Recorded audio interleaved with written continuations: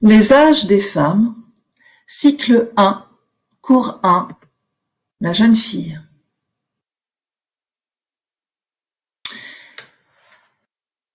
Lorsqu'on est une femme ayant dépassé la quarantaine, on peut se surprendre à envier ces jeunes filles qui marchent dans la rue. Légères, déesses sur les nuées, parfois souriantes, voire même rieuses, dont la beauté juvénile est saluée par des hommes plus âgés, peu reluisants pour la plupart. Ces derniers ont la bête assurance de leur maturité, mais sûrement pas l'intelligence de laisser tranquilles ces brins de femmes qui ont besoin de passer et de faire leur chemin en tant qu'êtres humains à part entière. Rares sont ceux qui admirent la beauté et la jeunesse pour ce qu'elle est, en gentleman, avec le regard discret du respect. Bien entendu, on n'envie pas ces jeunes filles en raison du regard sexiste, porté parfois par ces hommes, qui voient plus ou moins consciemment en ces filles de potentielles proies à leurs fantasmes ou bien, pire, à leurs agissements. Non, on se surprend à les envier en raison des potentialités de leur jeune âge, mais en souhaitant ardemment qu'elles en fassent bon usage, c'est-à-dire qu'elles parviennent à construire leur vie, loin des dogmes et des interdits, au nom de leurs valeurs propres. Aussi, pour les éclairer dans ce processus jalonné d'obstacles, que j'ai également suivi, un retour sur le passé de la jeune fille n'est pas inutile.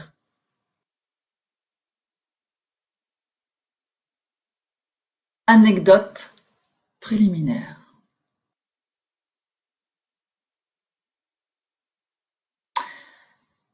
La caution d'une cousine plus âgée ou d'une camarade de classe lui est nécessaire pour sortir.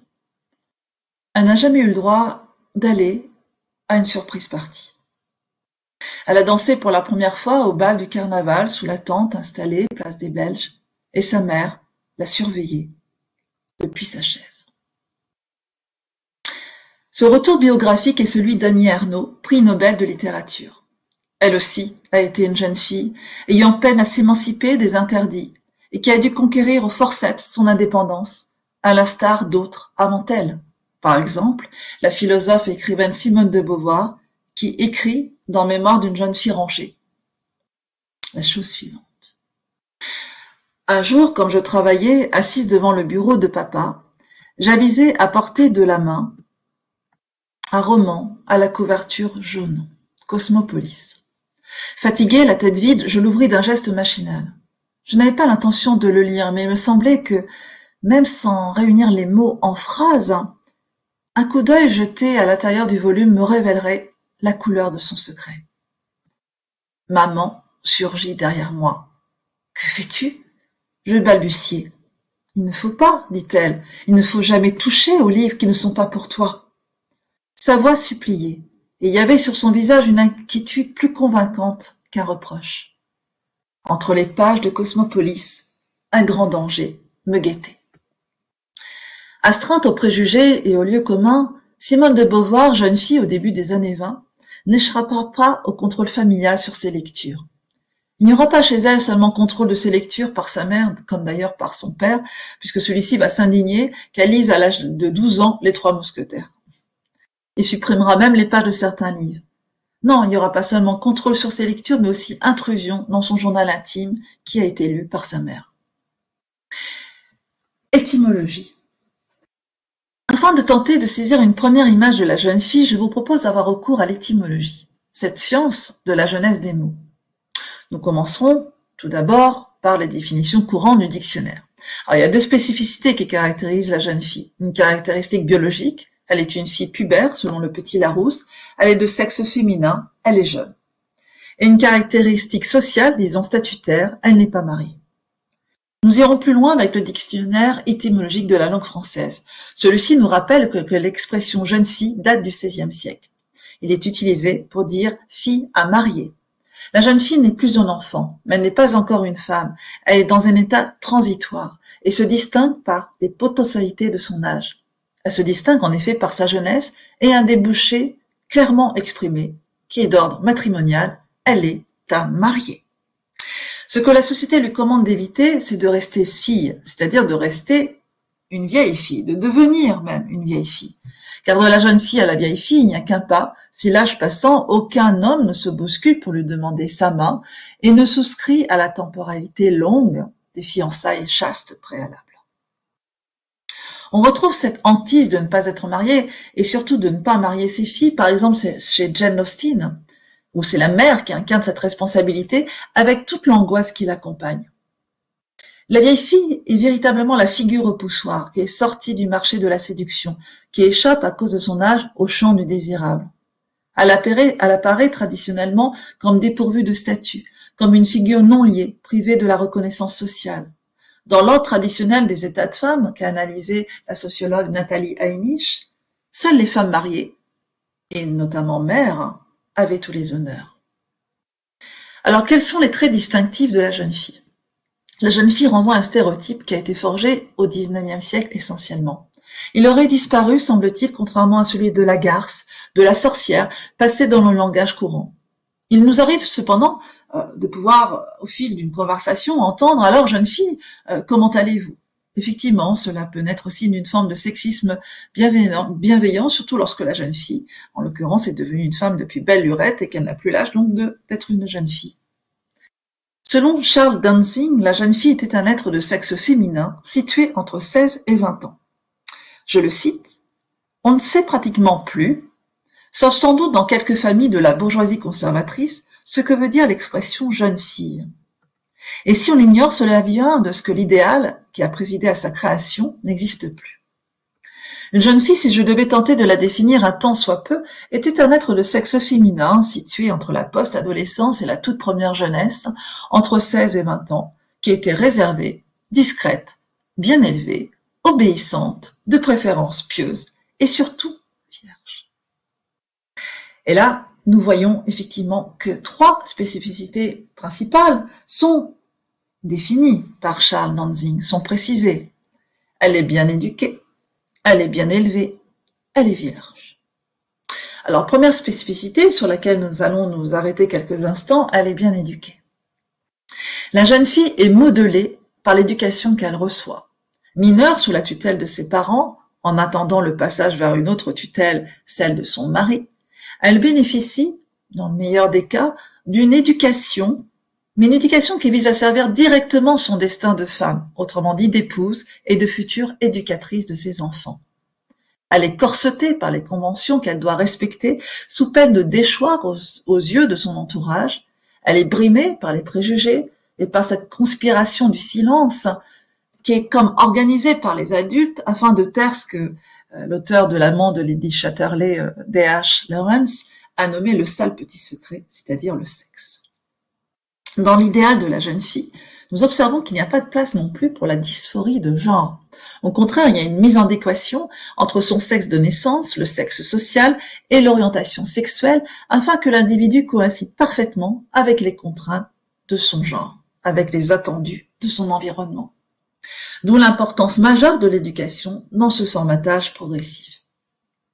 Alors, la jeune fille est historiquement située. On la situe aux environs, en tout cas pour son émergence dans les années 1830 jusqu'aux années 1970. C'était un idéal qui avait cours essentiellement dans les familles bourgeoises conservatrices. Mais effectivement, puisque les mœurs des classes dominantes avaient vocation à infuser dans les autres classes sociales, cet idéal a irrigué dans les autres classes sociales. Alors, dans le monde d'hier, l'écrivain autrichien Stefan Zweig décrit les mœurs de la fin du XIXe siècle et du début du XXe siècle, et décrit tout particulièrement le sort qui pèse sur les jeunes filles de son époque.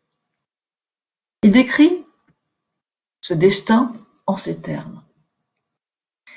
Pour mettre les jeunes filles à l'abri, on ne les laissait pas une minute seules. On leur donnait une gouvernante chargée de faire en sorte que pour rien au monde, elles ne fissent un pas hors de leur maison sans être surveillées. On les accompagnait à l'école, à leurs cours de danse, à leurs cours de musique, et on revenait les chercher. On contrôlait tout livre qu'elles lisaient, et surtout on occupait les jeunes filles pour les distraire de toute pensée potentiellement dangereuse.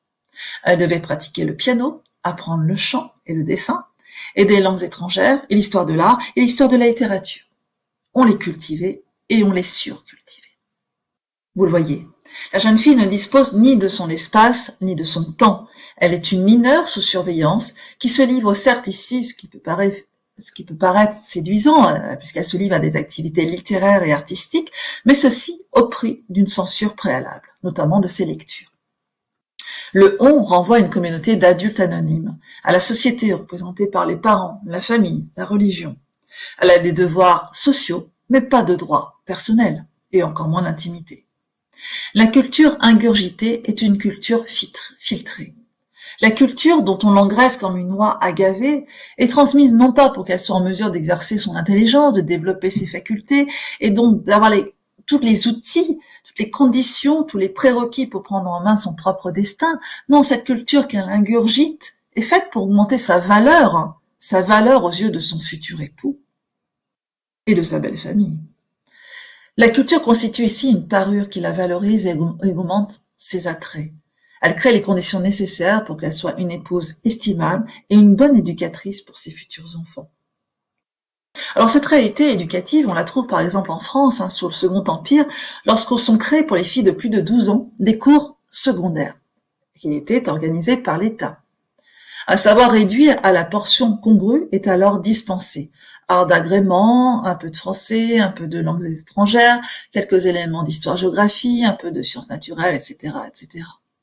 Les jeunes filles se parent d'une culture minimale afin de plaire à leurs futurs fiancés et sont accompagnées d'ailleurs par leur mère à ces cours. Aucun risque de transgression.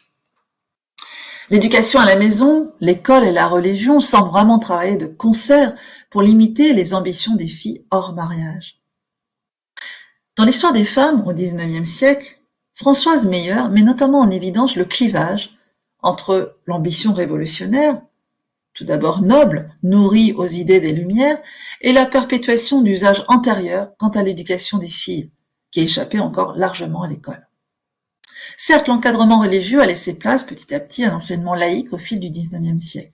Cependant, les filles ont eu accès tardivement à l'enseignement secondaire d'État, un enseignement de plus dépouillé de toute référence religieuse et doté de savoirs spécifiques afin de protéger les valeurs morales en usage. Ce que dit Stefan Zweig de la jeune fille autrichienne, c'est-à-dire une jeune fille de bonne famille, de la naissance jusqu'au jour où elle quittait l'autel au bras de son époux, était tenue de vivre dans une atmosphère absolument stérile, vaut donc aussi pour la jeune fille française. D'ailleurs, dans Mémoire d'une jeune fille rangée, l'amie de Beauvoir, surnommée Zaza, est également issue, comme Simone de Beauvoir, de la bourgeoisie parisienne. Elle est également douée pour les études, attirée par la littérature, sauf que tout son temps est voué à des devoirs dits sociaux, c'est-à-dire elle court l'été, elle court les lunchs, elle court les bals, elle court les soirées de charité, accompagnant sa mère. Ce qui l'empêche de se développer comme jeune fille indépendante en capacité de se révolter. De plus, elle admire sa mère avec dévotion, et cette maman se méfie comme la mère de Beauvoir de ses lectures, jugées suspectes. Le gavage de romans au-dessus de son âge est très largement perçu comme une mise en danger de la jeune fille, qui risque de découvrir par ce biais des mœurs interdites, de couver des rêves improbables et d'avoir l'esprit corrompu. Alors ce contrôle familial sur les fréquentations de la jeune fille, qu'elle soit réelle ou bien livresque d'ailleurs, n'est cependant pas l'apanage des classes sociales privilégiées. Dans Mémoire de fille, Annie Ernaux revient sur la genèse de sa sexualité, sur la déflagration brutale de son premier rapport sexuel, sur les ignorances qui étaient les siennes avant sa rencontre avec un moniteur-chef d'une colonie de vacances. C'est alors le dehors, l'extérieur, dans toutes ses composantes, qui fait l'objet de la crainte de son père, de la suspicion de sa mère, sans lui être pour autant interdit.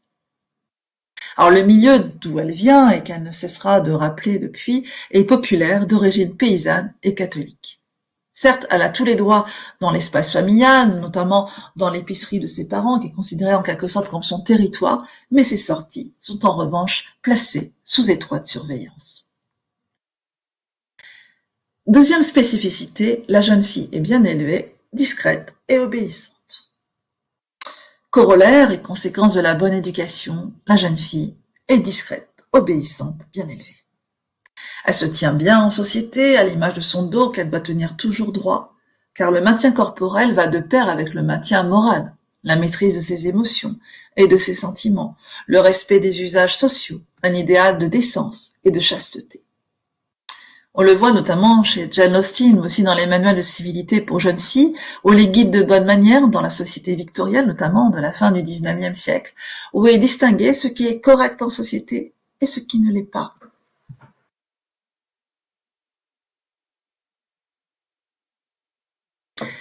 Alors pour cela, je vous invite à lire le roman de Jane Austen, Le cœur et la raison, où une scène montre tout particulièrement les retrouvailles ratées d'une jeune fille perdamment amoureuse, prénommée Marianne, d'un jeune homme, Willoughby, qui l'a trompée sur ses réelles intentions. Cette scène montre à quel point la jeune fille qui se laisse aller à ses émotions est vite reprise par son entourage, même le plus bienveillant. La jeune fille, en effet, Marianne, est sous le contrôle protecteur de son aînée Elinor, qui l'exhorte alors au calme, alors qu'elle s'apprête à rejoindre en plein milieu d'un bal l'homme qu'elle aime, et qui, en fait, fait semblant d'être indifférent. Et c'est sa sœur aînée qui va lui rappeler les règles de bienséance qui s'imposent, tout en l'aménageant par des hypothèses factuelles, par une forme de tempérance et par des mots tendres. Par exemple, elle lui dit « Ne découvrez pas vos sentiments à tout le monde.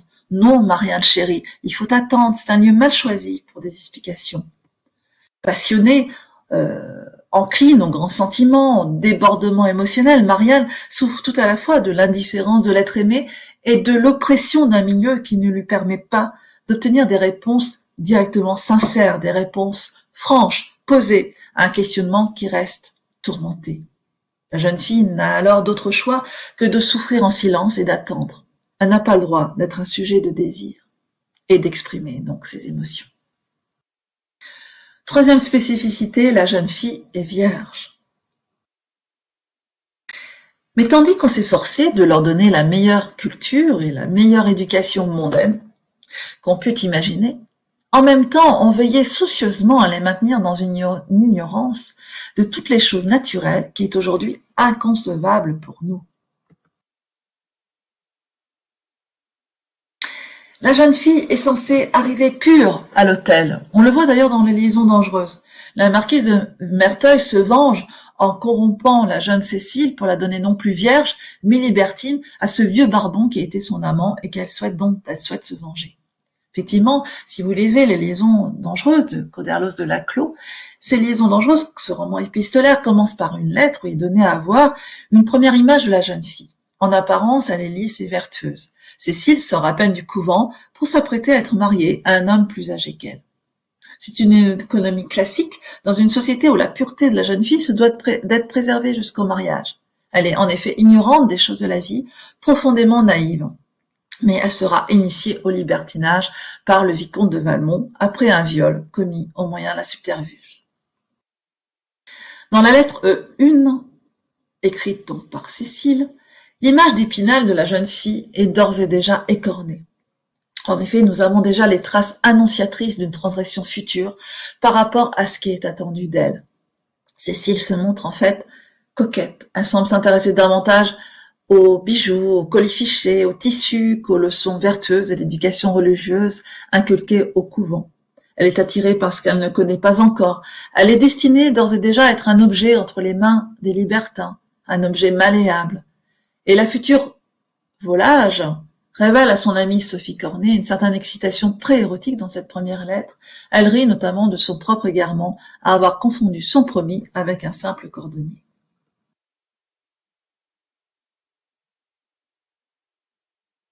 L'éducation de la jeune fille est une éducation qui assure le respect et la perpétuation des codes d'un milieu. Elle est déconnectée de la vraie vie, celle ayant trait au corps, au désir, au plaisir sexuel, le savoir intégré étant inversement proportionnel à l'ignorance quant au sexe. Cette éducation bourgeoise est une construction sociétale détachée des réalités du corps. Comme nous l'a décrit Stefan Zweig, au XIXe siècle, la jeune fille de bonne famille ne devait pas avoir la moindre idée de l'anatomie d'un corps masculin, ni savoir comment les enfants viennent au monde, puisque l'ange devait évidemment entrer dans le mariage, le corps immaculé, mais également l'âme absolument pure. Le sexe est un tabou, mais également l'arrivée des premières règles, qui reste un sujet interdit, rarement nommé comme tel. Pourtant, les règles constituent le coup d'envoi, si je puis dire, biologique de la mise en acte de l'idéal culturel de la jeune fille. Acte, la fin de l'enfance. Dans Mémoires d'une jeune fille rangée, Beauvoir assiste impuissante à la fuite de son passé heureux, au changement de son corps qui devient pubère. C'est l'âge ingrat. Le sommeil de l'autrice des Mémoires d'une jeune fille rangée se trouble. Elle fait des cauchemars dans lesquels un homme l'agresse. Elle perd sa vitalité. Elle voit sa beauté s'altérer. Elle a des vertiges. Et le verdict du médecin dit l'essentiel dans un sous-texte qui lui revient de déchiffrer. C'est la formation, dit le médecin. Les règles sont abordées de façon péjorative comme une tare secrète.